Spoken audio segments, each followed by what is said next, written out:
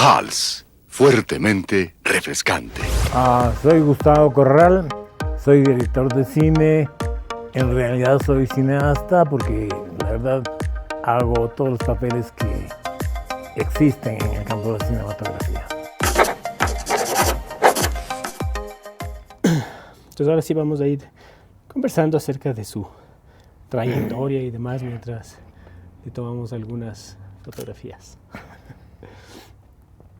Verás, yo estoy en mis buenos 78 años y comencé esto cuando tenía unos 16 años. Y obviamente no es que comencé con el cine, sino que hacía fotografías. Yo era por alguna razón de esas casualidades de la vida, mi papá tenía una cámara de fotos, mi tío tenía un laboratorio aficionado a revelar fotos. Entonces él me enseñó a revelar fotos y yo tomaba fotos. Como te digo, desde los 16 años yo iba con la cámara al colegio y todo eso. Y a los 18 años prácticamente yo era un fotógrafo profesional, porque conocía todo lo necesario de la fotografía y tenía el laboratorio de mi tío. Ganaba plata, es más, en las vacaciones o en épocas como en Navidad, por ejemplo, me ganaba plata haciendo fotografías. Y luego terminé el colegio, entré a la universidad un par de años, pero seguía haciendo fotografía y también era mi único ingreso, mi única fuente de ingresos. Me casé y seguía haciendo fotografías. O sea, ya a un nivel un poco más serio, hacía fotografía para instituciones, qué sé yo. Y un buen día, el Ramiro Bustamante, que es mi cuñado, me llega con una cámara de cine de 16 milímetros, marca Eumig, una marca suiza, súper desconocida, por supuesto. Y yo le vi esa madre y dije, wow, o sea, a ver, de la fotografía al cine, la verdad no le veo mayor diferencia, así que, ¿por qué no vamos a hacer películas? Así que ya me graduó de director. Y me gradué yo mismo de director. Y desde ahí hago películas, lo cual significa que si he hecho esto a lo largo de toda mi vida, son, no sé, como 60 años que he estado en este campo. Obviamente los primeros años, no sé, los primeros 10 años, así más con la fotografía y luego el cine, era como una cosa medio experimental, medio locos. O sea, no había la menor posibilidad de que haga cine aquí en el Ecuador. Era de locos, verdaderamente era, ok, seamos un poco locos, vamos a hacer películas, era bestial. Pero después la cosa empezó a funcionar y me asocié con el Ramiro, con mi cuñado, pusimos Kino y eso empezó a tener fuerza y a ser una maquinita de producción fantástica. O sea, y Kino acaba de cerrar hace unos 4 años o algo así. Yo me separé de Kino a los 24 años de ser socio. Ramiro, tuve una desavenencia y dejé de ser socio de Kino. Pero yo creo que estuve en el momento justo, cuando había un boom de las necesidades de la publicidad y obviamente, por lo tanto, de la necesidad de comerciales. Entonces entré en ese nicho, en ese espacio y en ese momento muy a tiempo. En la práctica he vivido toda mi vida de esta actividad. Nunca he hecho ningún otro trabajo.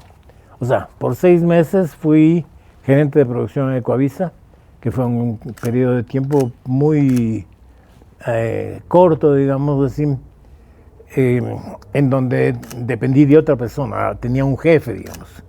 El resto de mi vida he sido yo el jefe, en donde he estado, y me he dedicado exclusivamente a la cinematografía. En la época de Ecuavisa, obviamente, hacía televisión, lo cual fue bueno, porque aprendí a hacer televisión también, pero durante un largo tiempo.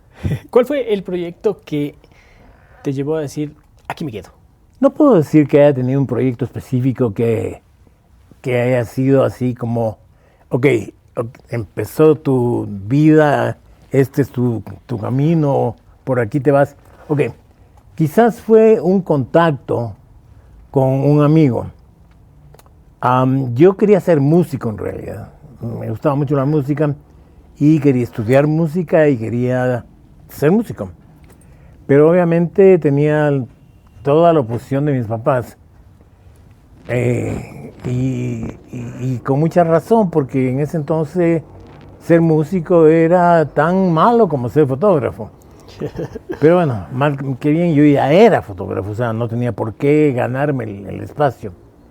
Y un día conversando con un amigo, con un ex compañero del colegio, le planteé, oye, estoy, que no sé bien entre qué hacer en mi vida, si música, estaba en arquitectura también, si seguir con la arquitectura o hacer cine. Y ese man me dijo, haz cine, loco, haz cine. Y bueno, si quieres tú, ese fue un momento un punto de quiebre. Sí, ese fue un punto de quiebre. O sea, la opinión de este pendejo, perdón, bueno, fue importante y la seguí y ya, se acabó. Ahí está. O sea, no fue un proyecto en particular. Obviamente, de ahí arrancaron proyectos y cosas. En ese entonces hice una película. Había un dirigente estudiantil aquí, Milton Reyes, un tipo de super izquierda, y era el gobierno de Velasco Ibarra. Lo cierto es que a este tipo le cogió la policía y desapareció. Y como es lógico, apareció algunos días después, torturado, muerto en el Pichincha.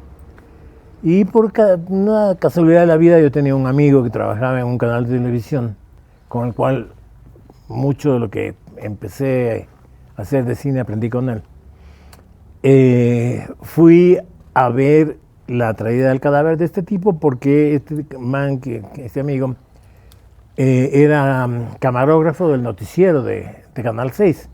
Entonces tenía que filmar y tomar fotos de la llegada del cadáver y de hecho yo fui con una camarita que tenía y también, con esta cámara que te comento. Hice unos planitos y de ahí hice una película. Full experimental, chévere, o sea, lindísima. Que desde luego no tengo copias ni nada porque en ese entonces era la única copia, lo que filmabas era todo. Y así fui dedicándome, entrando poco a poco, o sea, en el camino de la cinematografía. Me hice amigo de Jaime Cuesta, que fue algo que marcó un punto importante también en mi vida, porque con el Jaime teníamos una especie de competencia. O sea, como te digo, no había ni la menor posibilidad de que en ese entonces tú puedas estudiar cine o aprender de alguna forma técnicamente, realmente, seriamente, cinematografía, sino que tenías que hacerlo con lo que puedas. Y el Jaime, que era hijo de Agustín Cuesta Ordóñez, que era un hombre que mal que bien había hecho su vida exhibiendo películas y filmando cositas a los políticos y todo eso, siguió los pasos del papá y yo por alguna razón de la vida también me conecté con el Jaime y empezamos a tener una especie de competencia. O sea, ¿quién de los dos aprendía más o a hacer cámara o a hacer zoom? El zoom era manual. Ojo que en ese entonces no había video, solo se hacía cine. Y los zooms no eran automáticos como suelen ser ahora, sino que era manual. Y tienes que tener un tacto muy delicado para hacer un zoom bien hechito, bien suavecito. A revelar películas, a copiar películas, hacer sonido óptico, a editar. Editábamos con esos visores chiquiticos y pegando la película. Era tanta nuestra competencia que muchas veces nos amanecíamos en la oficina del Agustín, cada quien más temprano que el otro, para coger el sitio. O sea, si te sentabas primero en la editora, ya eras el tipo que editaba todo el día. Entonces tenías una ventaja con el Jaime. Teníamos, él o yo tenía una ventaja. Y fue súper beneficioso para ambos. En realidad aprendimos, leíamos bastante. Lo que sí, en donde sí aprendimos fue en libros. Y estuve con él 1 año y medio prácticamente. Y cuando terminé ya mi relación, obviamente terminé porque era un desastre en la parte económica. Habíamos aprendido un montononón de la técnica cinematográfica, pero así un montononón. O sea, cosas que después me fueron útiles cuando estuve en Miami, cuando yo trabajé en una pequeña época de mi vida en Miami, en un sitio en donde rentaban equipo, editoras, se hacían transfer de sonido, en fin, como una especie de postproducción que era el único sitio que había en Miami. Así que había tenía una clientela muy grande y trabajé ahí como editor y como técnico en general durante unos 6 meses. Todo lo que aprendí aquí me sirvió en Miami. O sea, nos habíamos preparado tan bien que las cosas funcionaban bien.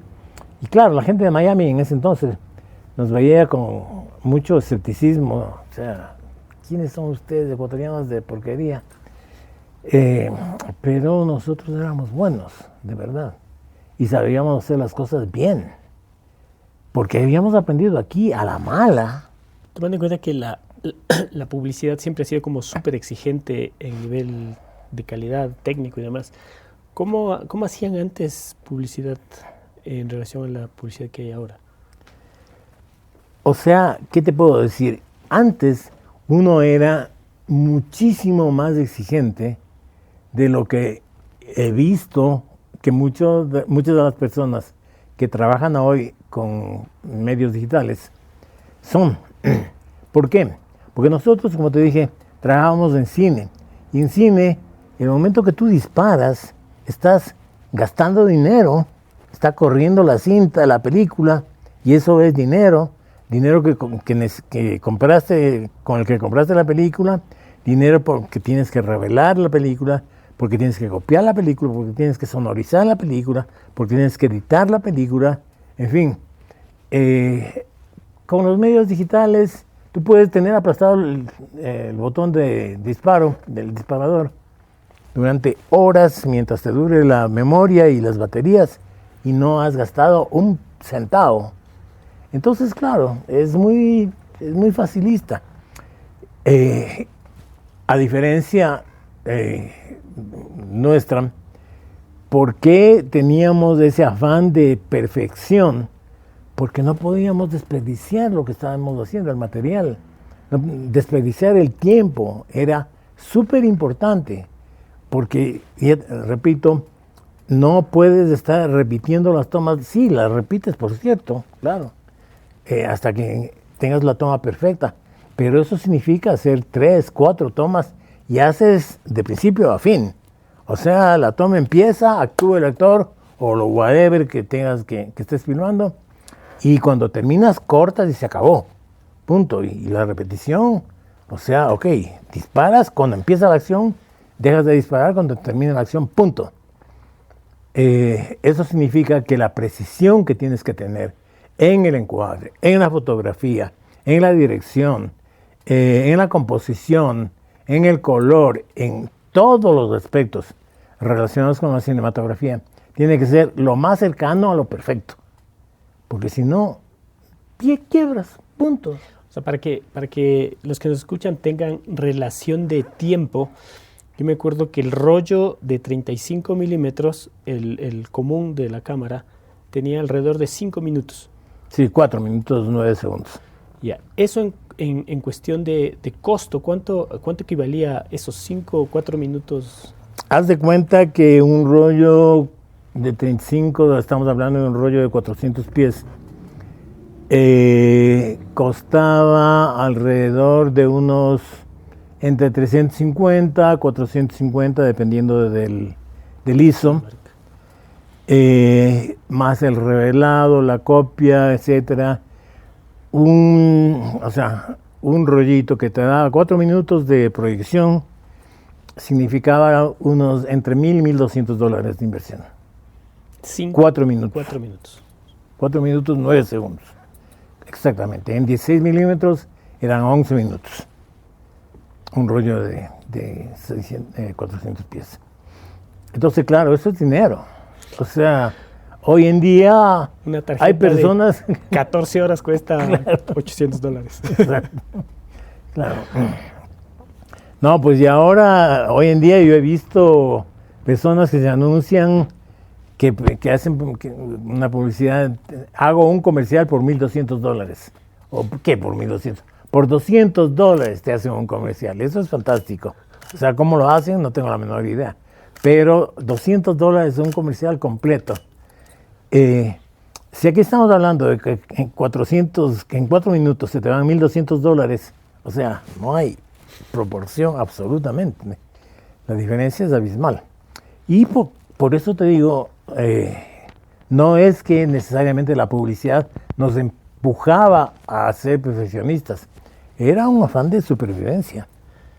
Aquí en el Ecuador, la tecnología ha llegado hace tal vez así en gran escala, en cuestión de cine, ha llegado alrededor del 2013. A partir del 2013 creo que tenemos acceso a las mejores cámaras, la luz, a cualquier tipo de técnica.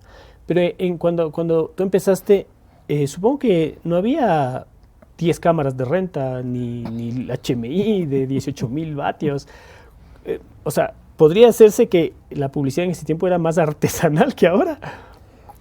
Sí, o sea, verás, para verte franco, las primeras luces que yo tuve eran ollas de cocina, ollas de verdad, marca Umco, a las que le taladraba un huequito y metía ahí una bombilla de un foco que se llamaba Photofluid, que ya no venden. El Photofluid era maravilloso porque era un foco de 500 vatios con luz corregida de 3200 grados Kelvin. Entonces, cacha, 500 vatios con 3 focos, con 3 Photofluids, ya tenías una base de iluminación decente. Si estabas hablando que estabas trabajando con un ISO 250, por decir algo, ya se establecía una posibilidad de filmar con una buena resolución. Obviamente los lentes también eran lentes de buena calidad, de buena apertura. Pero sí, claro, por supuesto que sí. Era técnicamente muy artesanal. O sea, mi primera cámara de cine fue una Bolex que no tapaba bien. Cuando la tapa no calza bien, entra luz y la luz vela la película. Entonces yo le tenía con unos bordes de caucho, pero ¿de qué sería? De caucho de llanta o de tubo de llanta para que no entre la luz. Obviamente eso es lo más artesanal que te puedes imaginar. No sé cuánto tiempo habrá pasado, unos 5 o 6 años, que ya empezamos seriamente en el negocio de la publicidad. Nos compramos la primera cámara de cine verdaderamente, cámara que era una Eclair NPR de 16 milímetros, que es una marca francesa, una cámara estupenda, insonorizada por cierto, con dos entradas, monturas, digamos, claro, monturas para lentes, full reflex. La primera cámara que tenía no era reflex, ojo. O sea, eso era tenaz, porque si tú estás viendo por aquí, la cámara está viendo por acá. Entonces hay una diferencia de visión que se llama error de paralaje. No está paralelo, quiere decir. Hay un error de paralaje. Entonces había unos compensadores de paralaje. Entonces, dependiendo de la distancia que tú estés filmando, tenías que poner el corrector de paralaje para ver lo más posible parecido a lo que la cámara estaba filmando. Si querías hacer zoom en esas condiciones, era un acto medio suicida, déjame decirte. Pero sí, o sea, poco a poco fuimos superando toda esa situación absolutamente artesanal y trabajando con equipo profesional. La película era la película Kodak, que era lo mejor del mundo, punto. O sea, eso ya no tenía nada que ver.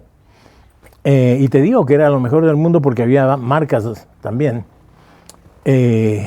Agfa es una marca alemana, Agfa, muy buena, pero no había venta aquí en el Ecuador. Kodak a duras penas había, o si no importábamos. O sea, me acuerdo que después de un tiempo de cuando yo le conocí, que estamos hablando del 2000, más o menos en el 2003, empezaron a vender Fuji en Guayaquil, me parece. Ah, claro, sí, cómo no. O sea, Javier Trapero. O sea, pero yo me acuerdo Fuji. también que en ese tiempo productoras de comerciales había contadas con los dedos de la mano. Había otras productoras que hacían video y demás, pero comerciales había poquitas, al menos en Quito. En Guayaquil también había, pero en Quito eran contadas. Ahora hay millones. Supongo que también el hecho de que uno pueda ir y rentar la cámara que necesite ayudó a que eso se masifique, la tecnología.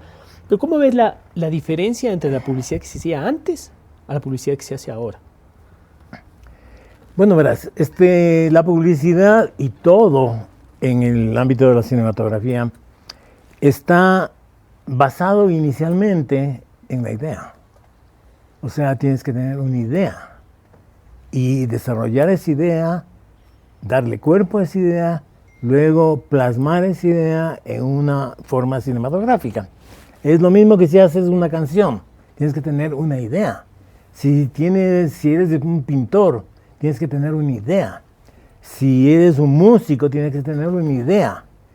En el cine pasa exactamente lo mismo. Entonces la publicidad no escapa a esa ley de creación, yo no sé. Por lo tanto, dependiendo mucho de la idea, el resultado va a ser bueno o malo. Hoy en día, yo veo mucha publicidad, no es que vea mucha publicidad porque me esté ahí cazando la publicidad, sino porque necesariamente cuando ves el noticiero o whatever, te pasan los comerciales. Bueno, déjame decirte que la producción actual es de una pobreza que realmente da ganas de llorar. O sea, es realmente, angustioso el nivel de pobreza que veo en la producción. Sin duda hay ciertas excepciones que como toda excepción, no son una regla, pero la generalidad de lo que uno ve en la televisión es espantosa. ¿Y de dónde proviene el primer error? ¿En dónde se produce este gran cuello de botella? Es la idea. Las ideas que están en este momento en pantalla son ideas absolutamente pobres. Los creativos son unos ignorantes. Es una gente, te juro, o sea, a mí no me importa ahorita porque no tengo que estarles pidiendo perdón a los creativos para que me den trabajo ni nada. Son unos pobres ignorantes, incapaces de hacer las cosas bien hechas, que generalmente roban, plagian, andan mirando en dónde hay comerciales que ganaron algún premio.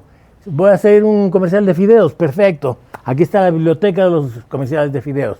Vamos a ver, allá, está bonito, hagamos esto aquí en el Ecuador. Es más o menos así como funciona la cuestión. O simplemente es la vaina promocional. Yo vendo, qué sé yo, un analgésico. Compre analgésico Gustavito. O sea, le sirve para el dolor de estómago, para el dolor de corazón, para su cerebro, para su oído, para el crecimiento de su cabello. Ya, analgésico Gustavito, la mejor solución. El original en frasco de aluminio. Exacto. Exactamente, sí. O sea, eso es promoción. Eso es como poner un afiche con la foto del producto y decir, cómpreme. O sea, no hay una idea, no hay una creación, no hay nada, nada de trabajo intelectual, no hay cerebro en todo eso. Pero ¿no crees que también puede ser un problema del cliente? Porque los clientes generalmente no les gusta arriesgar. Absolutamente, absolutamente. Y esto no es de ahora, esto es de toda la vida. Yo he vivido muchas de esas experiencias. Te podría contar una historia, por ejemplo, un comercial que hicimos de un shampoo y un acondicionador. La idea era un león al cual se le pone el shampoo y el acondicionador. ¿Por qué? Porque el león de la Metro es un león bien guapo, bien chévere, lindo, con la melena brillante, preciosa. Y los leoncitos pobres que vienen a los circos de aquí son unos pobres diablos, unos leones de miércoles. Entonces el señor, el creativo que tuvo esta idea, dijo, ok, vamos a decirle al espectador, miren, el león este que está en el circo oeste, pobrecito del barrio San Roque, si es que es lavado con el acondicionador mío y con el shampoo y con el acondicionador mío, va a tener una melena fantástica como el león de la Metro. Eso es una idea. Pero claro, cuando se presentó al cliente, el cliente no aprobó. No aprobó. ¿Cómo voy a promocionar con un animal mi producto? Sin embargo, hicimos el comercial, pero lo hicimos por nuestra cuenta y quedó fantástico. Cuando vio el cliente, lo aprobó. Cuando hicimos el comercial de Hals, que ganó muchísimos premios, también era una idea estupenda, era una idea genial.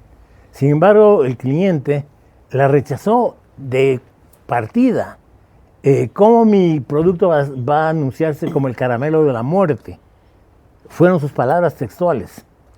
Sin embargo, una vez que ganó premios, el man estuvo feliz de la vida. Justo eso, yo no estoy muy claro, pero no sé si ese comercial de Hals tal vez es el que ha ganado el reconocimiento más alto en publicidad en el Ecuador. No sé si otro comercial ha llegado como ese que llegó al León de Plata en Cannes. Entiendo que en los últimos 2 o 3 años han habido comerciales que han ganado premios en Cannes a nivel de Leones de Plata e incluso, me atrevo a decir, que Leones de Oro, pero por lo menos hasta, no sé, el año 2020, sí creo que ese fue el comercial más premiado en la historia de la publicidad en el Ecuador. Y justo ese, ¿cómo fue el proceso? Cuéntame un poco del... Bueno, fue, como te digo, igual que el caso que te decía antes del comercial del León, del shampoo. Un día estaba caminando en la Plaza San Francisco con un creativo y el man me dijo, tengo una idea para un comercial, te cuento. Entonces me contó cómo era la historia. La historia es un hombre muy rico, de alta alcurnia, pero que está cansado de la vida. Llega a su casa y lo único que quiere es buscar una pistola y meterse un tiro, porque ya no quiere vivir, ya la vida le apesta, tiene tanto que ya no tiene para qué vivir. Pero está con una congestión pulmonar. Entonces cuando coge la pistola e intenta matarse, tose y el tiro sale para cualquier lado y rompe una de las piecitas de arte que tiene en su casa, que su mayordomo está cuidándoles con mucho esmero. Y el mayordomo cada vez se molesta más. Y el hombre nuevamente intenta suicidarse y nuevamente tose. La bala sale nuevamente para cualquier lado, rompe otra pieza y el mayordomo dice, bueno, ¿hasta cuándo? Y por tercera ocasión el tipo, la pistola se va para atrás y otra vez, ya. Entonces llega el mayordomo a un punto que ya no soporta más, se acerca donde el jefe y le ofrece una bandeja de plata con caramelos Hals. El señor coge el caramelo, se lo lleva a la boca, se siente el efecto vaporizante y luego se le ve al mayordomo que está limpiando una figurita más y solamente se escucha ¡boom! La detonación y el mayordomo que se santigua, porque esta vez ya su jefe logró su objetivo. Entonces, esa era una idea fantástica. Y en cuestión de producción, ¿cómo hacían para que estallen los floreros, las figuritas? Ok, cuando me propuso esto que te digo que fue en la Plaza de San Francisco, yo me acordaba que tenía una lata de 400 pies de 16 milímetros, o sea, 11 minutos. Entonces yo pensé entre mí, bueno, ok, tengo 11 minutos. Si me pongo aplicado y cojo las cosas seriamente y me preocupo de todo, con 11 minutos puedo hacer el comercial. Ok, sin desperdiciar mucho, sin repetir muchas tomas, qué sé yo, lo puedo hacer. Entonces reuní un grupo de amigos que podría haber sido tú. Si estabas en el crew en ese entonces, seguramente hubiera sido tú. Pero eran los panas con los cuales trabajaba yo todos los días. Entonces les dije, ok, tenemos este proyecto. No hay plata, nadie va a ganar un centavo. El que quiere, diga sí y se meten en el tren y vamos adelante. Y así hicimos el equipo. No solamente del equipo técnico, sino también de los actores. Los actores también funcionaron así en ese nivel. Y fuimos a filmar en una noche, la agencia era Norlo, por cierto, y ya el cliente había negado, o sea, rechazado por completo el guión. Sin embargo, nos aconsejaron que le avisemos a la agencia que íbamos a hacer el comercial. Y en efecto, la agencia mandó una chica para que esté ahí, la típica productora, tú los conoces, o sea, los famosos productores que nos asesoran y nos dicen cómo quieren que salgan las películas. ¿Cómo hicimos el tema? Bueno, para empezar conseguimos una casa fantástica. La producción fue estupenda. Consiguieron una casa que fue propiedad del conde de Gijón, que fue el dueño de la Circasiana, vivía en la Circasiana, su casa era la Circasiana. O sea, para que tengas más o menos un concepto del nivel del tipo. Y tenía esta otra casa que era de una amante, pero que la tenía súper bien, también, llena de obras de arte, que es una casa preciosa. Y conseguimos poder filmar ahí. Previo a esto, yo había tenido experiencia con la pirotecnia en la película Montonera. Entonces sabía cómo hacer disparos, sabía cómo hacer explosiones. Y filmamos en una noche. El creativo era un tipo brillante como creativo, pero era un imbécil como ser humano. Y entonces me empezó a atormentar, porque yo obviamente tú no filmas una película empezando en el primer plano y terminando en el último, sino que vas filmando de acuerdo a las condiciones y luego en la edición se arma la cuestión.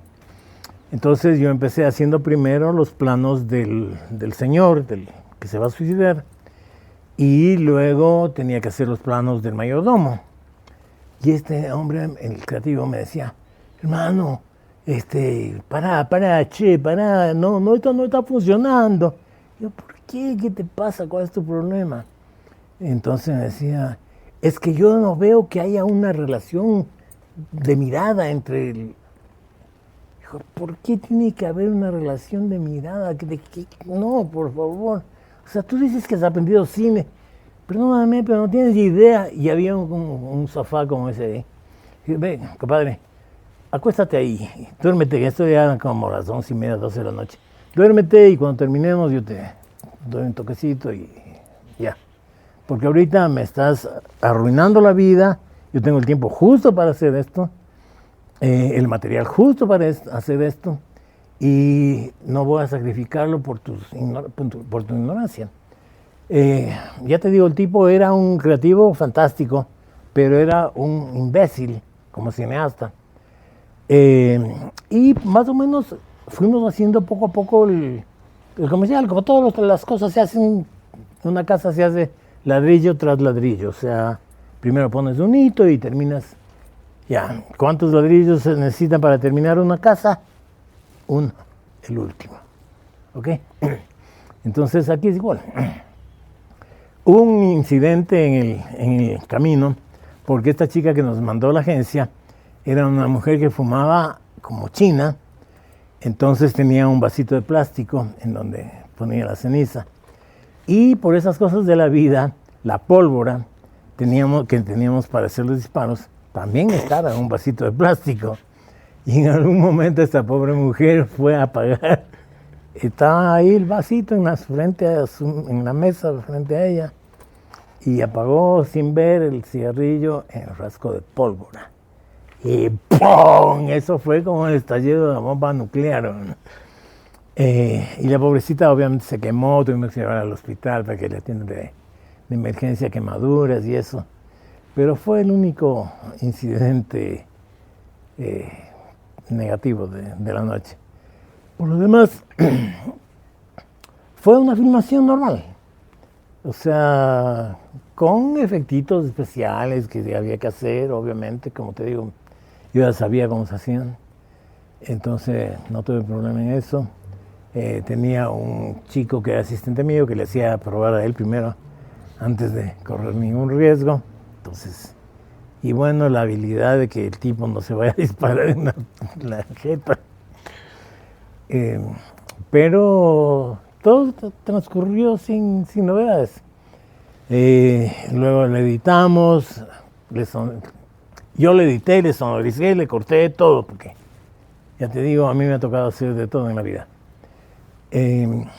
Y cuando estuve sonorizando, que ya era la etapa final del comercial, también le tenía creativo atrás mío, me acuerdo con Ail Candino.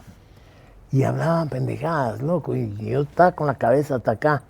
Y mi preocupación era que yo le quería poner una música de Tchaikovsky, que es la Desperada, creo que se llama.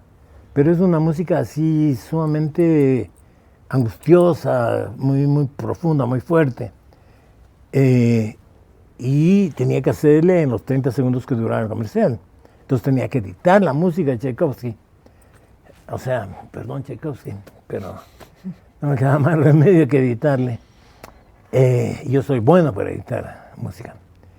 Y estos con la charla ahí no me dejaban, entonces igual, les saqué de la sala de edición, me puse headphones y ahí sí edité, pero así al milímetro la música, que calzó perfecta. Hace poco vi una entrevista con Quentin Tarantino, que dice él, que no es cierto, pero él dice, ¿no?, que él usa música ya conocida en sus películas porque así él puede editar sobre esa música que ya es conocida.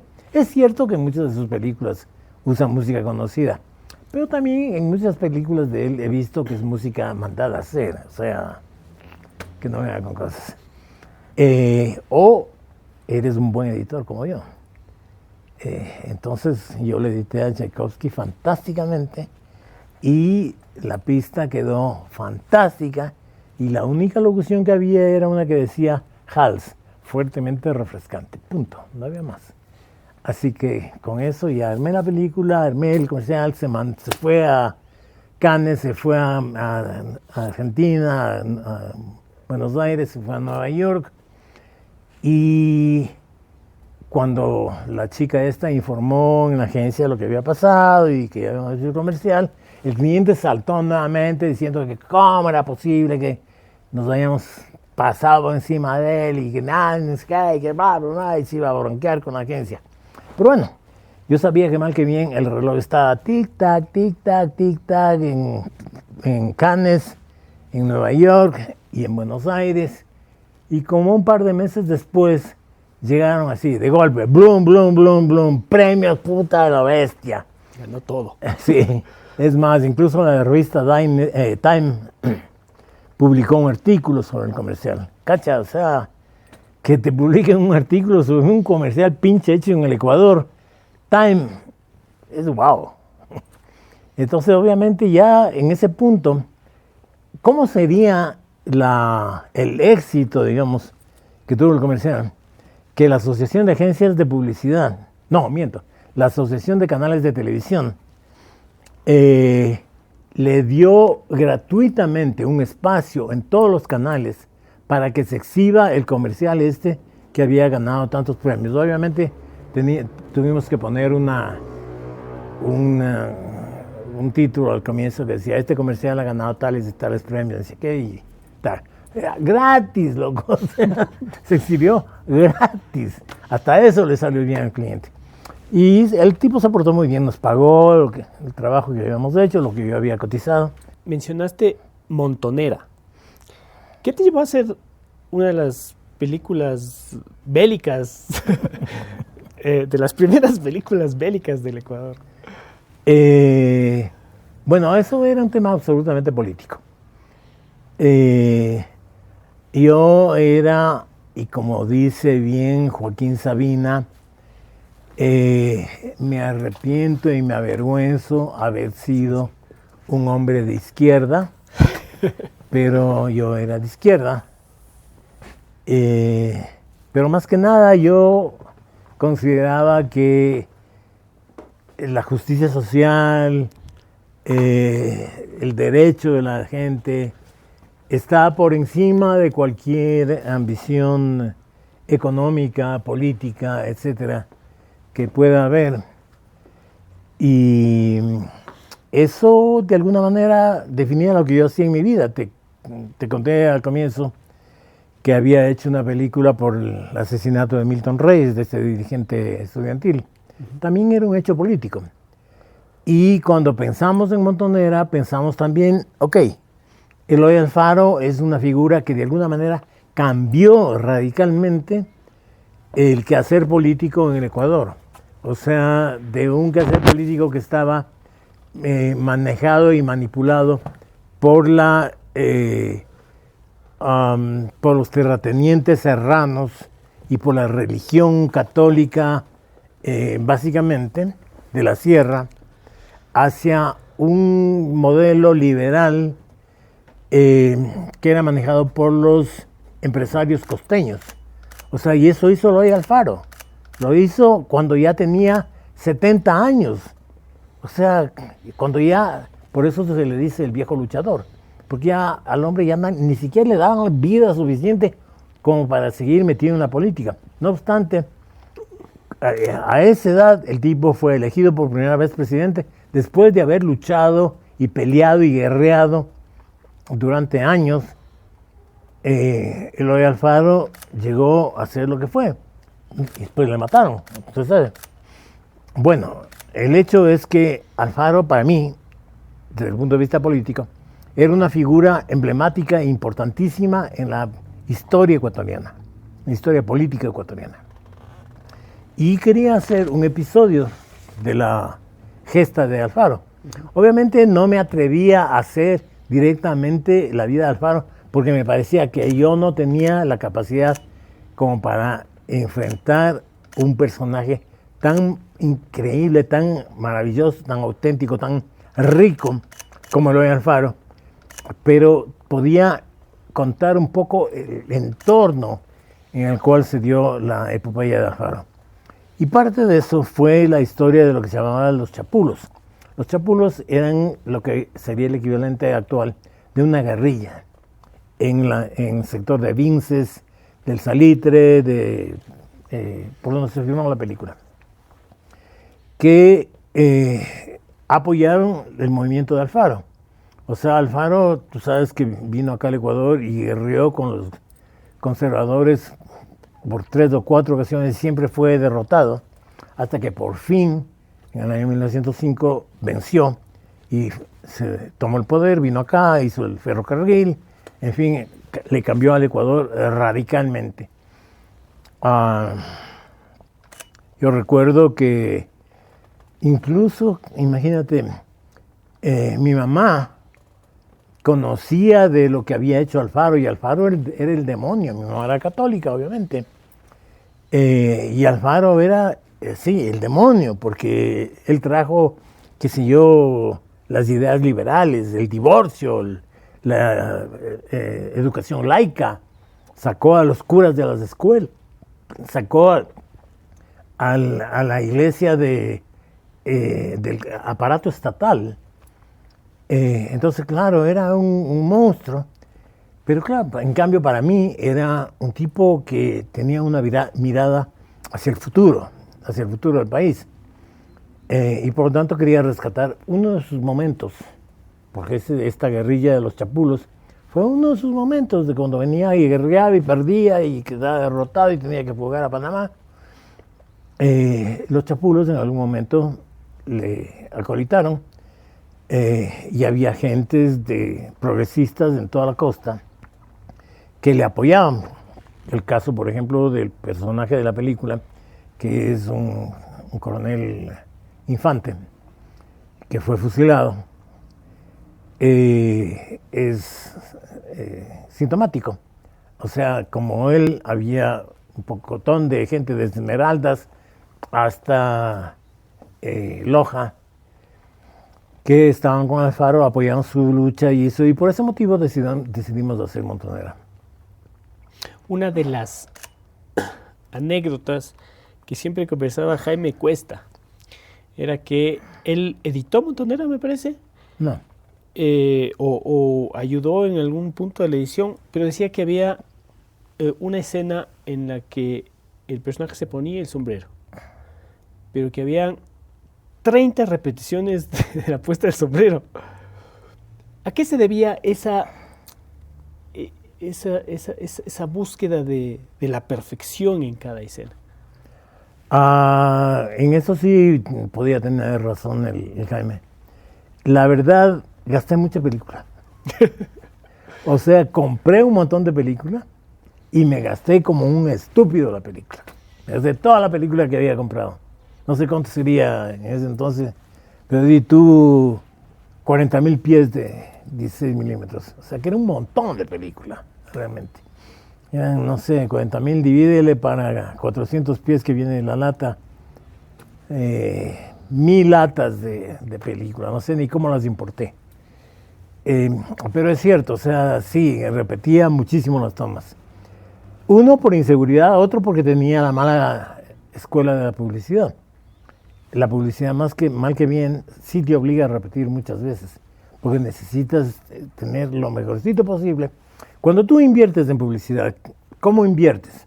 O sea, gastas, y tú vamos a hablar de $300,000, por poner un presupuesto mediano, ni muy bajo ni muy alto, pero que es más o menos lo que se puede gastar un empresario. Inviertes $300,000, de los cuales 25,000 o 30,000 en el mejor de los casos vas a gastar en producir un comercial. El resto vas a pagar a los medios para que pasen tu comercial en la televisión.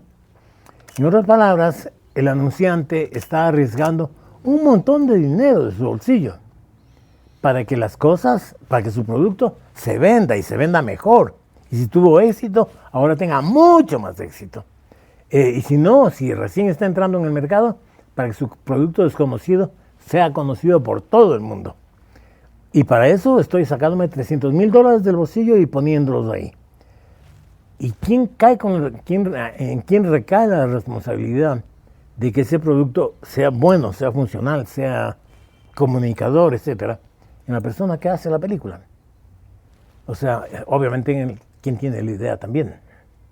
O sea, es un equipo que está entroncado íntimamente, aunque muchas veces, por lo menos a mí me ha pasado, pero me imagino que a todo el mundo, suele haber una bronca entre los creativos y las productoras. Ok, sí, porque como sucedía también, que te conté antes, con este creativo de Hans, el man era un buen creativo, un buen escritor, un tipo que tenía buenas ideas, pero era un pésimo cinematografista. Entonces, los creativos actores también pueden tener buenas ideas, pero generalmente son pésimos cinematografistas. Y por eso se producen estas broncas.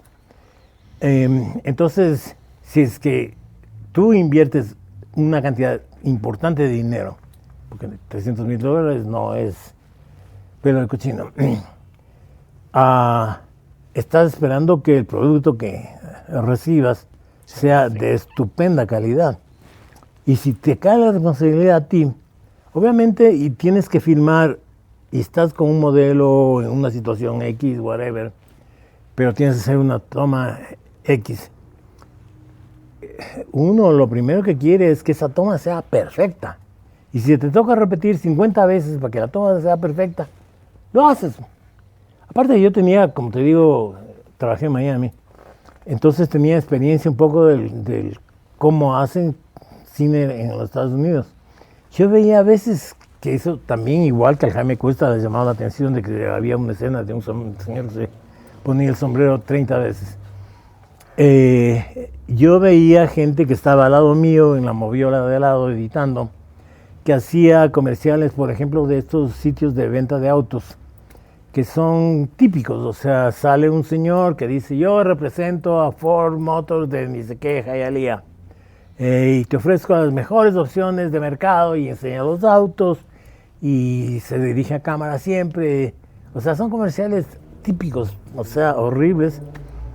¿Y cómo empiezan generalmente? Hola, mi nombre es dice cuántos, te represento, como decían, a Ford Motor Company de Hialeah. Ok, y el tipo que estaba editando acá, y ahí va por la toma 104, 105, 112, de lo mismo. Y yo veía, no hay diferencia. La verdad no veo diferencia entre la 1 y en la 115. Pero así se hacía el cine.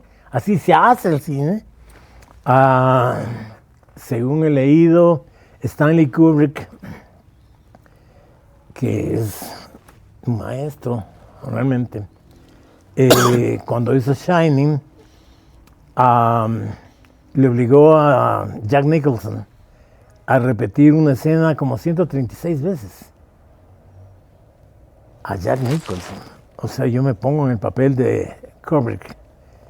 Decirle a un tipo de la talla de Nicholson que repita 136 veces una escena, cuando es un actor fantástico.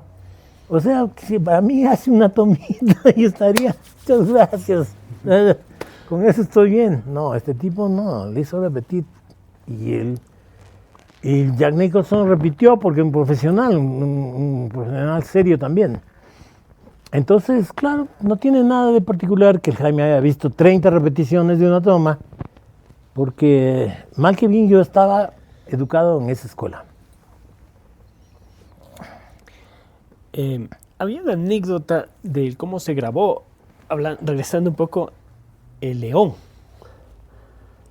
que alguna vez escuché que la contabas, y de que llegó una persona totalmente externa al crew y demás, y logró lavarle la cabeza y despedazó el set antes y todo. Cuéntanos un poco esa anécdota de la grabación de León. Bueno, o sea, tenía este creativo que me había encargado de hacer este comercial donde le lavaban el pelo a un león y eso. Así que primero encontrar un león en Quito es muy difícil. O sea, anda, te reto. A ti también. Va y consígame un león. A ver, ¿dónde hay? No hay. Entonces, buscando por todo lado, encontramos un circo pequeño, que había en la Troncal, que había un acto de un león. Entonces, listo, nos vamos para allá. Mandamos a una persona que hable con la gente del circo en la Troncal. En efecto, sí. ¿Podríamos a filmar? Sí, gracias, ok. Entonces fuimos a un sitio de venta de cosas de baño y no compré, o sea, saqué en consignación baldosas, azulejos, jacuzzis, lavabos, lavamanos, etcétera, todo para montar un baño de lujo. Subimos en un camión, camino a la Troncal. Okay. La maquilladora era Verónica Paz, la Verito, que era hija del señor Paz Delgado, El oso. ¿Ah? ¿El Papa Oso? El dueño del Banco. El Rodrigo Paz Delgado, dueño de la mitad de la Liga Deportiva Universitaria. O sea, bueno, el dueño del Banco, o sea, no un tipo cualquiera. Y la Verito era maquilladora, ok, pues le gustaba. Entonces ella fue la maquilladora, iba con nosotros. Okay, llegamos al sitio y la gente está del circo, terminó la función a las 8 de la noche, y entonces armó una malla de alambre alrededor de la arena. Ahí armamos nuestro baño, este baño precioso. Había una mesa con un vidrio así de 3 centímetros a prueba de balas, en donde tenía que echarse el león para que le bañen. Y yo tenía un sitio, me hicieron un hueco en la malla esta para que tenga la cámara ahí. Me acuerdo era en 16 milímetros, una cámara Arri SB2. Estaba la Verito sentada al lado mío. Ella tenía que maquillarle al domador. El domador era el protagonista de la película. Entonces, ok, listo, suelten al león. Puta, loco, hubiera sido mejor decir, ya, que empiece el tsunami.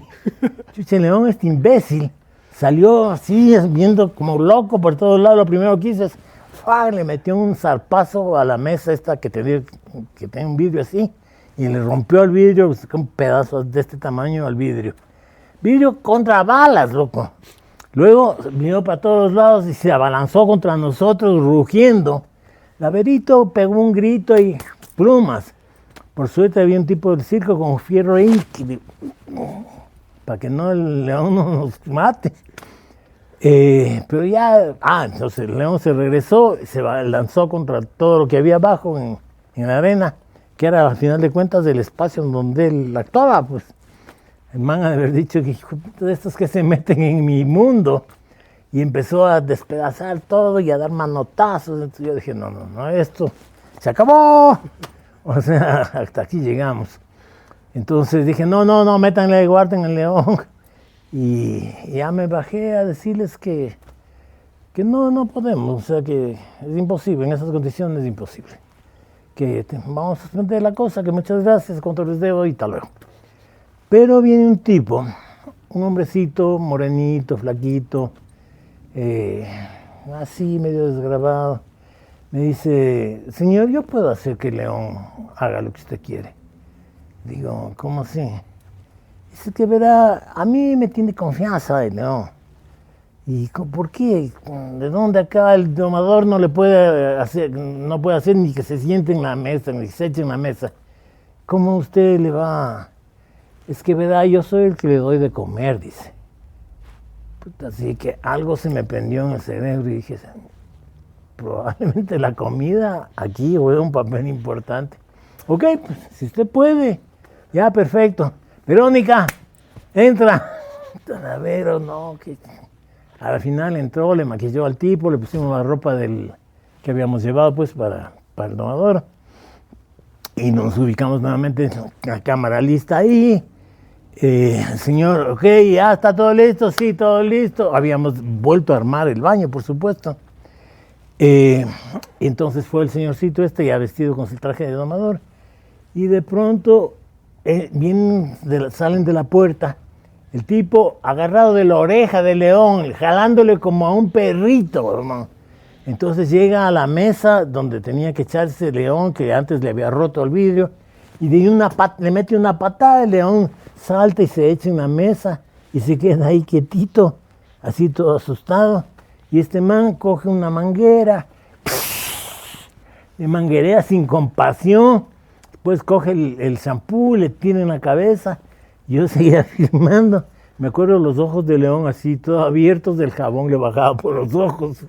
Y el leoncito inmóvil. Después le volvió a enjaguar y le echó el rinse y todo, y no pasó nada. O sea, todo perfecto. El tipo, o sea, el león era el gatito de este hombre, loco. El domador, obviamente, ahí sentado, avergonzado, bebiendo en una esquina, mientras nosotros hacíamos otro comercial, lo hicimos perfectamente. O sea, pero claro, a todo esto ya había pasado el tiempo y eran como las 5 de la mañana. Y lógicamente, como es típico conmigo, se me ocurrió que hagamos un pack final. Que sea el león, el producto y el domador, pero un encuadre bien bonito, bien chévere. Pero no me di cuenta que ya la luz del sol salía, empezó a amanecer. Y la carpa no es tan gruesa, la carpa del circo, deja pasar la luz. Entonces se nos empezó a invadir una luz anaranjada del amanecer en todo el escenario. Creo que el Jimmy era mi gaffer en esa filmación. Y como siempre el Rambo tiene solución para todo, me dijo, no, Gus, no te preocupes, yo te pongo una tela negra ahí arriba y listo. Pero llegado a ese punto dije, puta, vale la pena realmente lo que estamos haciendo. Ya habíamos filmado todo, ya teníamos el comercial listo. Entonces dijimos, bueno, hasta aquí nomás, gracias Rambito. Y nos regresamos. Pero se hizo por milagro, virtud y gracia de este señorcito que es el que le daba de comer a la fiera. Y se logró. ¿Cómo tú encuentras diferencia entre un buen realizador, un cineasta y alguien que le falte mucho por aprender? ¿En dónde se ve la diferencia? Verás, voy a empezar dándote una anécdota de todo lo opuesto, o quizás dándote un poco la razón de lo que estás preguntándome. Cuando trabajaba con Jaime Cuesta, llegó un señor Enrique, no recuerdo exactamente cómo era el apellido, un español, que después hizo conocido aquí y tenía un restaurante en un sitio, uno de los barrios importantes aquí en Quito, a decir que él es cineasta y que quiere hacer un comercial de una modelo y que entonces, y que él filma además. Y bueno, como Jaime, no, entonces que le demos una cámara y un rollo de película. Y que le dejemos solo en el estudio. Haz de cuenta un estudio, la quinta parte de esto, es una cosita así. Una sala de casa convertida en estudio. Entonces el man cogió la cámara, teníamos cámaras Boles en ese entonces, y le dijo a la actriz que se mueva sensualmente, dice que el man, verás, cogía la cámara y hacía... Hoy en día, quizás, si alguien tiene una idea así bien loca de hacer una cosa con un movimiento fuerte y brusco, capaz ves eso y dices, ok, el man tiene su onda, está bien, dejémoslo. En ese entonces no, en ese entonces estábamos hablando de que tenías que poner la cámara en trípode y hacer las tomas así quietitas, y un encuadre aquí, un encuadre acá, todo bien niveladito, bien iluminadito, quietito, bonito, pero esto de...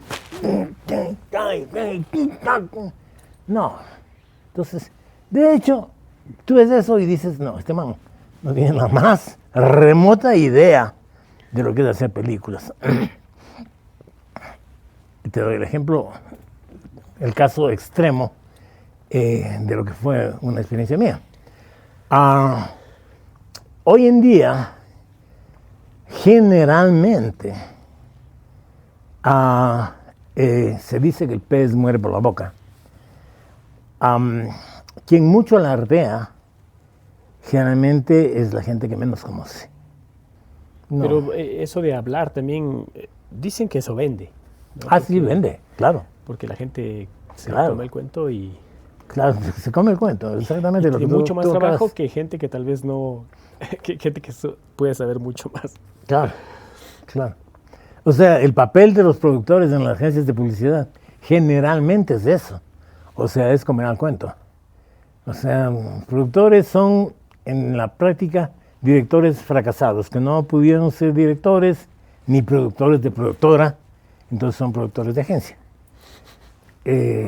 Y claro, lo que tienen es bla, bla. Yendo a la historia como tal, ¿qué hace buena una historia? O sea, porque hablamos de la idea, que vendría a ser la historia. ¿Qué es lo que hace buena a la idea o buena a la historia? Verás, hace cerca de 4.000 años aproximadamente, los griegos, los filósofos griegos, inventaron una vaina que se llama la dramaturgia. Y, o sea, a ellos les gustaba mucho el teatro y obviamente podían distinguir cuándo una obra de teatro era buena y cuándo no era buena, cuándo era graciosa, si era una obra cómica, cuándo no era graciosa, si la misma obra que suponía ser cómica no hacía reír a nadie.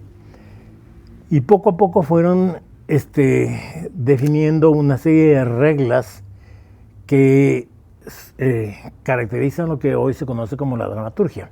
La palabra dramaturgia viene del griego. Y esas reglas son bien simples, o sea, hay lo que se llama un establecimiento, un desarrollo y un desenlace.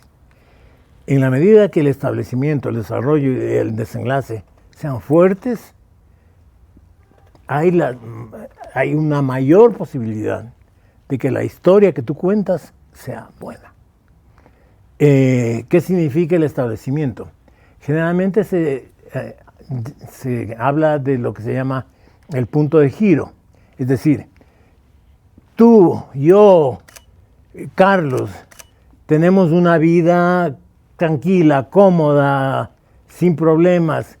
De pronto sucede algo que cambia nuestras vidas dramáticamente, que cambia nuestra vida en 180 grados. Lo que hoy era blanco, de pronto es negro. Lo que hoy era a colores, hoy de pronto es blanco y negro. O sea, te puedo decir, eso le sucede a cualquier persona, en cualquier momento. Yo me rompí la pierna un buen día y mi vida, que tenía una dirección, de pronto ¡trum!, se curvó para acá. O sea, por un accidente. Ok, la historia, el establecimiento, requiere que tú cuentes algo que cambia brutalmente la vida del personaje o de la situación del grupo de personajes o whatever, lo que sea. Pero la vida, cómo transcurría durante una época, de pronto ya no es la misma, o sea, cambia radicalmente. A continuación viene el desarrollo. Esta persona que ha tenido este cambio dramático en su vida tiene que hacer algo bajo esas nuevas circunstancias. Entonces se dice que sucede algo, eso es del establecimiento. Luego se hace algo, es del desarrollo. Cómo esta persona enfrenta esta situación y se abre camino a través de eso. Y finalmente hay un desenlace. Después de todo lo que ha hecho nuestro personaje, algo sucede, llega un momento que se llama el clímax, en donde todas las acciones convergen y se produce un momento mágico final que da lugar al desenlace. O sea, el desenlace es, ok, esto es todo por hoy, amigos, the end. Eso es todo. Si es que la historia que tú cuentas tiene estos 3 pasos fundamentales de la dramaturgia y los tiene bien estructurados, son de buena calidad, la historia de seguro va a ser buena. Hay un cuento de Franz Kafka, que es un escritor alemán, creo que es alemán, pero a lo mejor no me equivoco y soy ignorante, que se llama La Metamorfosis, muy, muy conocido, es un cuento chiquito. Y empieza diciendo: Gregorio Samsa amaneció un día en su cama convertido en un insecto. O sea, esto ocupa apenas 2 líneas, pero ahí está contenido todo lo que sería el establecimiento. Cuando dice Gregorio Samsa, está hablando de un señor que tiene ese nombre, que amaneció un día en su cama. Confirmas más que es un hombre, un ser humano. Estaba durmiendo. Es un nombre normal, tiene un nombre común en su país de origen, Gregorio y Samsa es un nombre común, como Perico Pérez aquí, o sea, es Pedro Pérez, cualquiera. Pero amaneció convertido en un insecto. ¿Cachas lo que significa eso? Tú te despiertas y ya no eres Freddy, eres un insecto gigantesco. O sea, tu vida cambia absolutamente, dramáticamente, y las consecuencias que va a tener ese cambio en tu vida son terribles. Cacha que te despiertas como insecto, ¿qué vas a hacer? Ok, te bajas de la cama y eres un insecto. ¿Y cómo vas a salir de la habitación si eres un insecto? O sea, la vida de Gregorio Samsa cambió absolutamente. Ese es un modelo que se dice mucho en las escuelas de dramaturgia como la mejor puesta en escena, el mejor establecimiento de una historia en apenas 2 líneas o línea y media. Gregorio Samsa amaneció un día en su cama, despertó un día en su cama, convertido en un insecto. ¡Oh, madre! O sea, entonces el tipo que escribió eso, un genio. Y Kafka era un genio, fue un genio. Asimismo, la historia, por ejemplo, del comercial de Hals, es un hombre que quiere suicidarse, pero por N razones de su vida no puede. Y entonces él quiere cambiar su vida radicalmente. O sea, es rico, exitoso, no necesita nada, pero está hasta acá de la vida. O sea, ya no quiere vivir. Quiere cambiar su vida radicalmente. ¿Ok? Entonces hay un desarrollo. ¿Ok? ¿Cómo contamos esto en la película? El hombre llega a su casa, deja la chueca y la gorra de polo con la que suele jugar con sus amigos ricos, y va y busca una pistola. Y ya se sienta y se pone en la actitud, ya, ok, ese es el establecimiento, el hombre se va a matar. Luego hay un desarrollo, el hombre no puede matarse, porque tose y la bala sale para cualquier sitio. Y esa historia se complementa con la historia del empleado, del mayordomo, que es el que limpia y mantiene la casa en orden y eso, que se desespera al ver que su amo está rompiendo las piezas que él tanto cuida. Esta historia, como te digo, tiene este desarrollo. El desarrollo tiene un momento de clímax en donde el señor le ofrece los Hals, el señor se toma come el Hals, se ve el efecto curativo y en realidad el clímax está en el momento que se oye el disparo final y el mayordomo que se santigua. Ok. El desenlace es la propaganda de Hals. Ok. Tienes todos los elementos de la dramaturgia en un periodo de 30 segundos. La dramaturgia está en todo, en todas las expresiones artísticas del ser humano. O sea, si tú ves un cuadro, escuchas una canción, la calidad de cualquier expresión artística va a depender de que tenga todos los elementos dramáticos contenidos en sí misma y que estos sean de buena calidad. Viendo así como un poco hacia atrás, ¿cuál crees que sea tu legado? Una de las cosas que quizás yo me siento más orgulloso,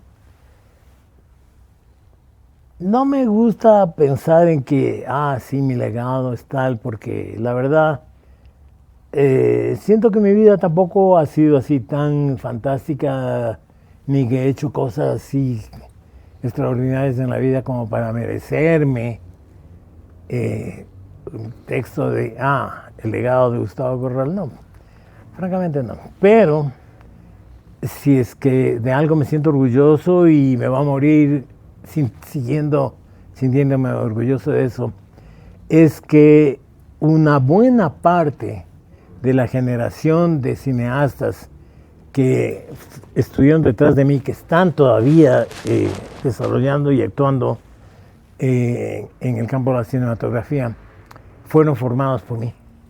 O sea, trabajaron conmigo, aprendieron conmigo, se desarrollaron conmigo. Tú eres un ejemplo de eso.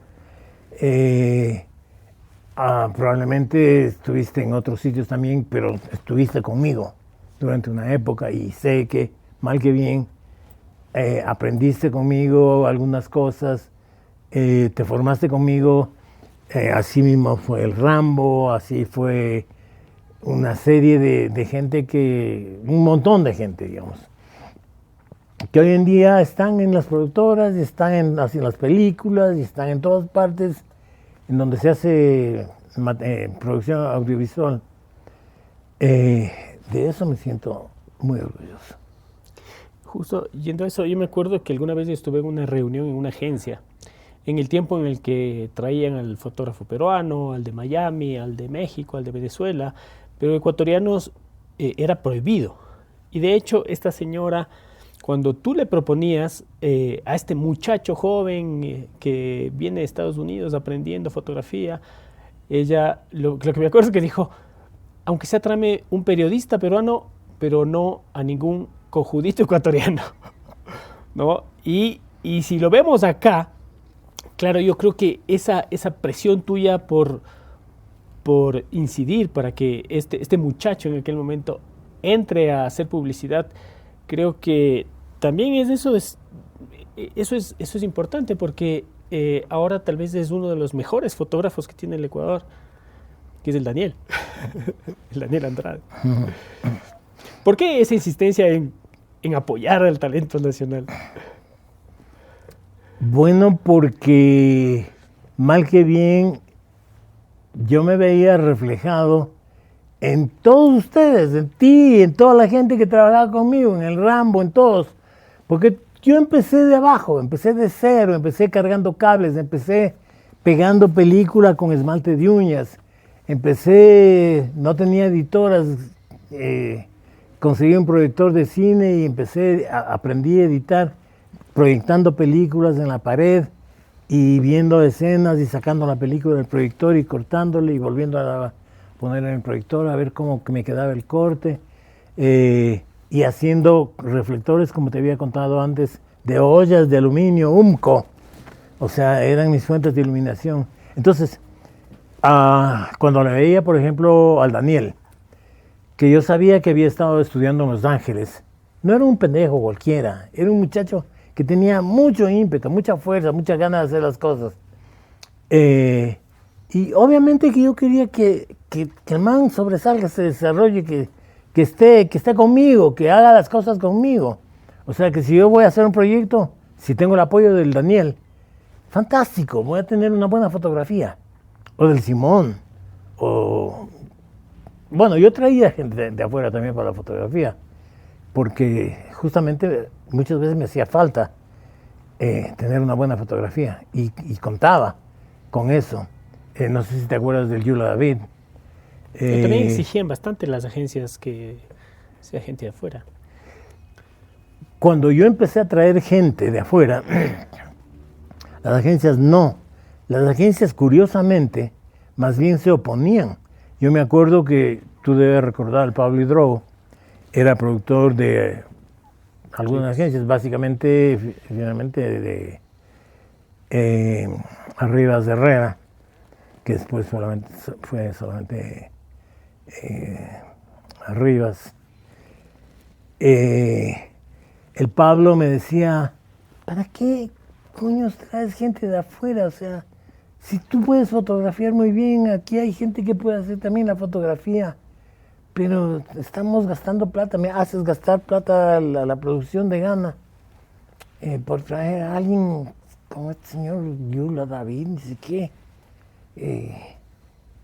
Y no, para mí era importante la presencia de él, Pepe Palma, ¿te acuerdas también? Había otro venezolano, no me acuerdo el nombre, pero bueno. Había un cubano, Ernesto Fundora. Ajá, sí. También otro cubano, Vaya, se me van los nombres.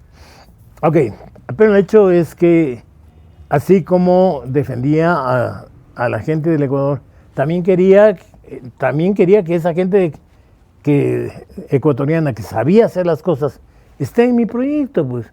O sea, si yo voy a hacer una película, obviamente que quiero tener la mejor fotografía posible. Y si la mejor fotografía posible me la puede hacer el Daniel o el Simón o cualquier persona que esté a su nivel, por supuesto que quiero hacer con ellos. Y de hecho, en la medida en que era posible, yo les contrataba. Contraté en algunas ocasiones también al Olivier Oberlot. ¿Cuál es la diferencia? ¿Qué es lo que hace a un fotógrafo mejor que otro? Yo creo que mucho la sensibilidad, por una parte, y por otra parte, la educación. ¿A qué me refiero con la educación? A la cultura en general. O sea, tú tienes que adquirir un nivel de cultura apropiado. En nuestro campo, ¿qué significa?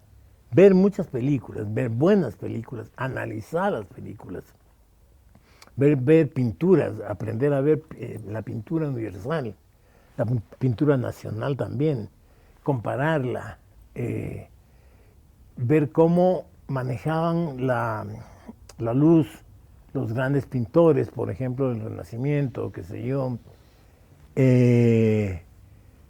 Rembrandt hasta ahora hay un esquema de iluminación que le llaman Rembrandt, porque justamente recuerda el tipo de luz que usaba Rembrandt en sus pinturas. Y así en general, o sea, eso es formación, información. Todo eso te entra en tu cabecita y va a procesarse en tu cerebro, y el momento en que tú vas a hacer una fotografía vas a tener más neuronas preparadas para que tu fotografía sea mejor. Porque tú sabes cómo funciona el cerebro, es una vaina automática, el cerebro es una máquina fantástica. Si tú la alimentas suficientemente, es como... Antes, en alguna ocasión, yo leí un libro sobre cómo hablar en público. Y el libro empezaba diciendo que hablar en público es equivalente a hacer un barril de cerveza. Un barril de cerveza tiene una espita, un grifo en la parte baja. Si tú le pones al barril de cerveza un tanto así de cerveza, ok, abres el grifito, la espita, y va a salir un chorrito mediano y va a durar poquito. Si pones el barril medio lleno, va a salir un chorro un poco más vigoroso y va a durar más. Si le llenas al barril, va a salir un chorro fuerte y va a durar largo. Si vas a hablar en público, si te llenas de información como un barril de cerveza hasta el tope, vas a poder hablar mucho y ser muy elocuente en lo que estás diciendo, porque estás lleno de información.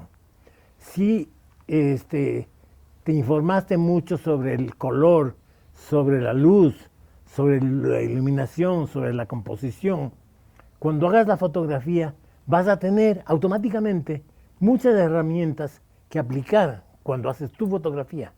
Va a ser automático. Es como que un escritor que aprende un montón de palabras. O sea, se dice que normalmente un ser humano utiliza entre 3 y 5 mil palabras diferentes de su propio idioma. Un escritor se considera que debería por lo menos conocer 8,000 palabras. Shakespeare, imagínate que el man inventó alrededor de 1,700 palabras de inglés. Inventó.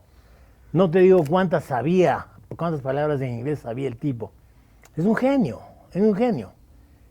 Palabras que hoy son de uso común, como beautiful, por ejemplo. Antes no existía. Shakespeare inventó esa palabra. O sea, cacha. O sea, entonces, si tienes tanta información, es como el barril lleno cuando abres el grifo, va a salir un montón de información y así en cantidad y va a durar mucho tiempo. Si tú tienes esa información en tu cerebro y haces, como te digo, vas a hacer tu fotografía, toda esa información se va a retroalimentar y vas a poder discernir mejor. Esa luz. No es que vas a decir, voy a aplicar aquí el esquema de Rembrandt. O sea, eso es bueno para los principiantes, ¿ok?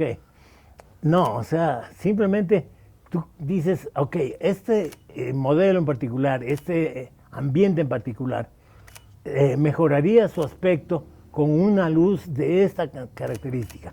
Y tratas de pones lo mejor posible esa luz que tienes en tu cerebro.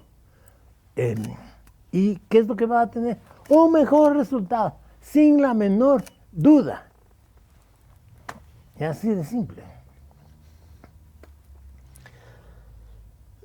Para alguien que está empezando en esto, ¿cuál sería tus sugerencias, tu consejo?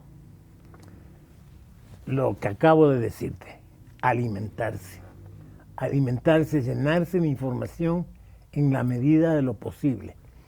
No importa si vas a hacer comerciales, si vas a hacer documentales, si vas a ser periodista, si vas a hacer películas de largometraje, si vas a hacer noticieros, etc. No importa.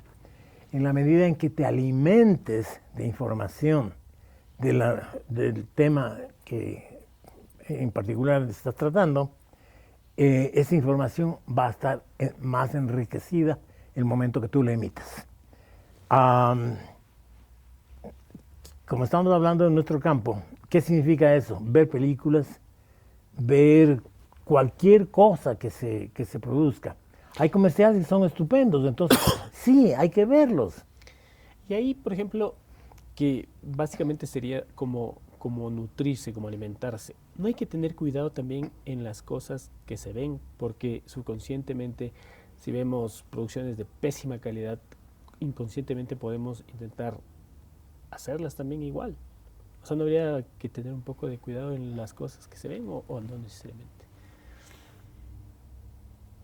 No, no necesariamente, porque no te digo que esto es un asunto que de la noche a la mañana tú ya estás como que te inyectan información y ya estás con toda la información.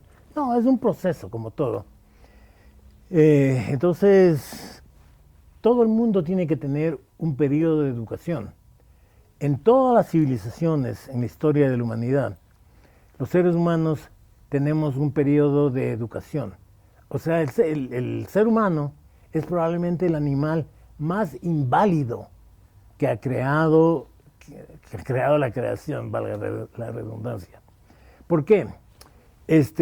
Un elefante, que es un animal enorme, qué sé yo, nace pesando, no sé, 500 kilos, y a los 2 minutos de nacer el man está parado, tal vez temblequeando un poquito, pero ya sabe que tiene que ir a mamar de su madre y alimentarse así, sabe que tiene que ir con su manada, sabe cómo sobrevivir en 5 minutos, en 10 minutos.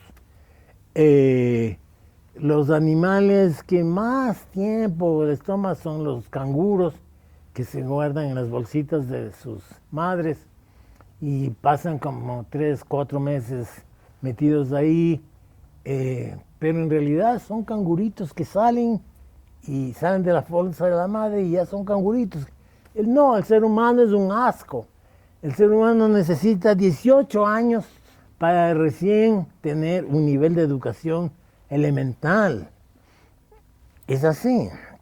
O sea, necesita 4 años o 3 años para aprender a hablar medianamente, para poder pararse y caminar en sus 2 piecitos.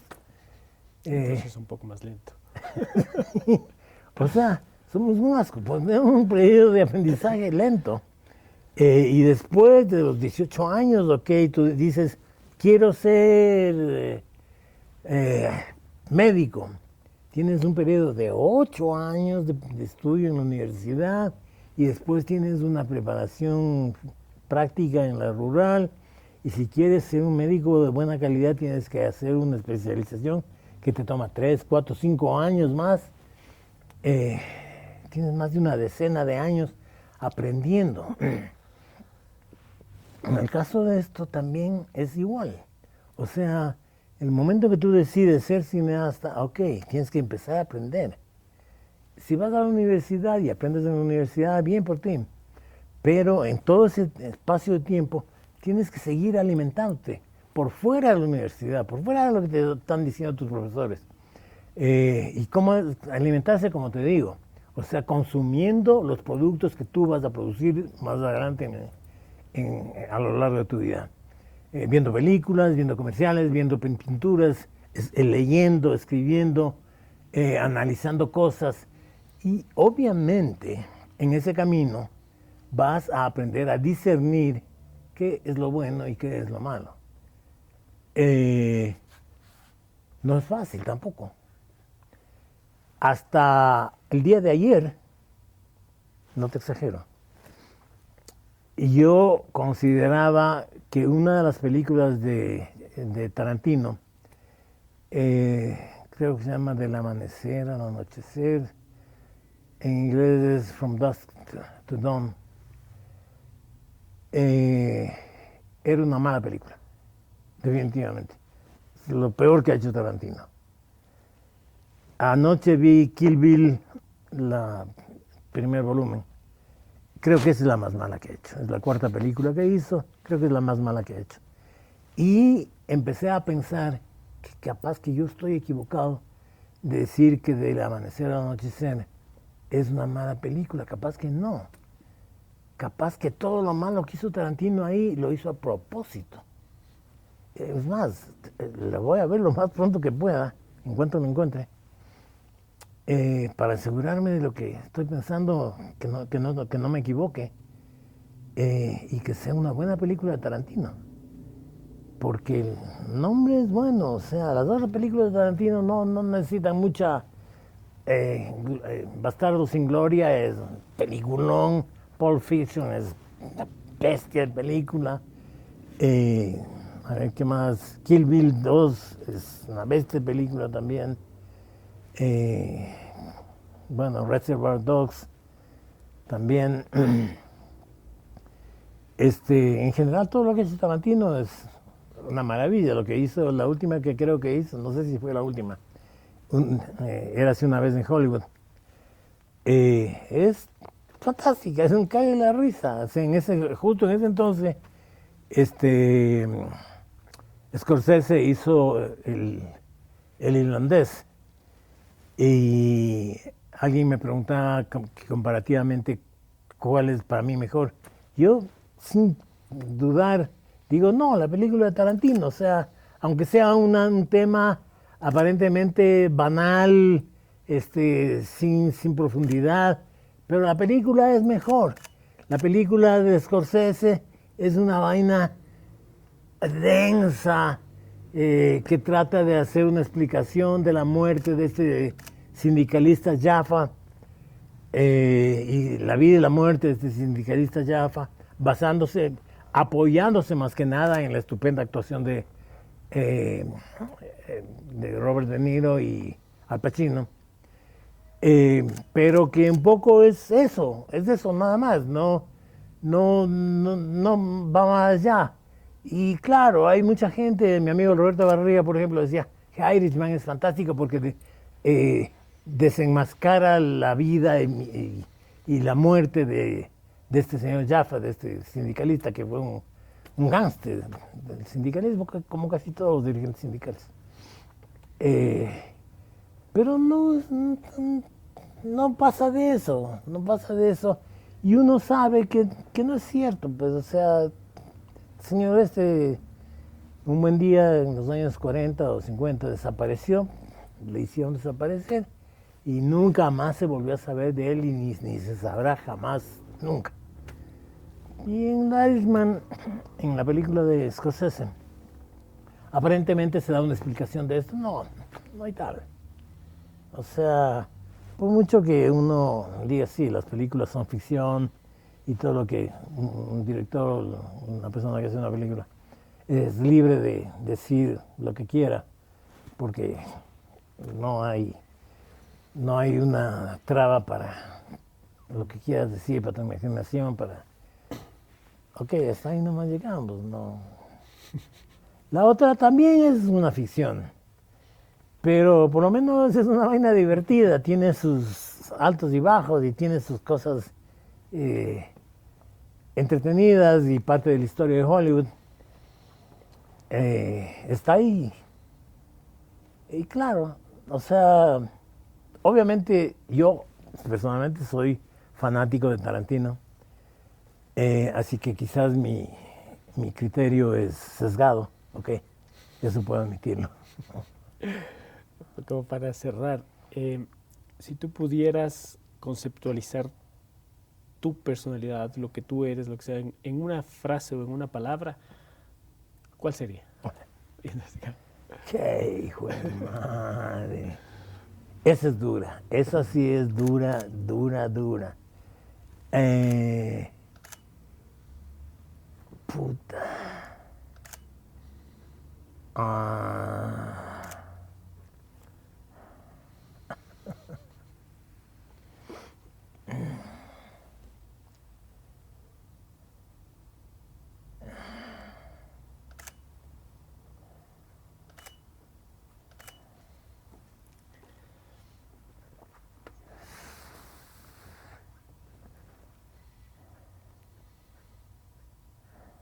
No sé.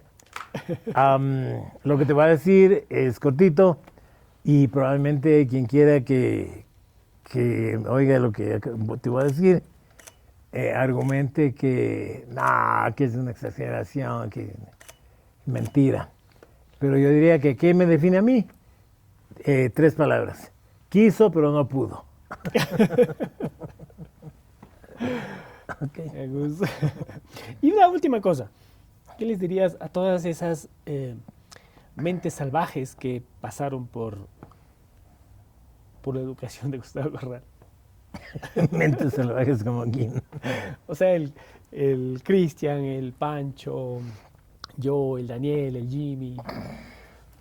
No, pues lo único que puedo decirles a todas las mentes salvajes que pasaron por mis manos es que, primero, que me perdonen, porque a veces fui un tipo de muy mal genio, insoportable, un tirano, un abusador, un bully.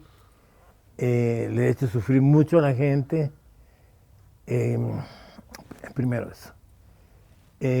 Luego que estoy absolutamente lleno, pero lleno de orgullo de ver toda esa gente que estaba alrededor mío, que estaba conmigo, y que ahora juega un papel tan importante en la industria del cine en el Ecuador.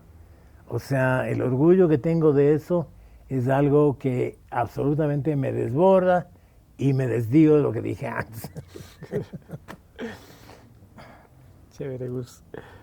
Como siempre, un gusto hablar con usted, la leyenda viva del cine nacional. Y gracias por su tiempo. Gracias por todo lo que nos ha dado a tanta gente. Y aquí seguimos. Chévere.